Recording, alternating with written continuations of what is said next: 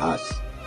با آدمای نامهربون مهربون باشید. اونا بیشتر از هر کسی به محبت نیاز دارن. بعضیا مثل ابر میمونن که با رفتن روزمونو روشن‌تر میکنن. وفادار بودن میونه وسوسه ها وجود میخواد، وگرنه که همه تو حریم خونه پاکن. بعضی آدما همیشه سیرن، چون که خوراکشون خوردن حسرته. ارتفاع چشم زیاد نیست، ولی مراقب باشید از چشم نیفتید. بعضیا علاوه بر این که آدم نیستن، آدم بشو هم نیستن. خاکستر سیگار حنجره آدم آتیش میزنه. بعضیا وجود آدمو.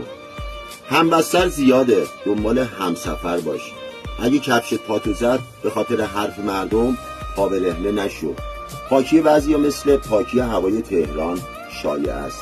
دل آدما رو شخ نزنید. مزرعه نیست، مشتی اون دله. بالا بودن مهم نیست، عقاب یا لاشخور بودن مهمه. و در نهایت مثل خیلیا بودن با خیلیا بودنه. اشتباهات خودتو نبندش به تقدیر.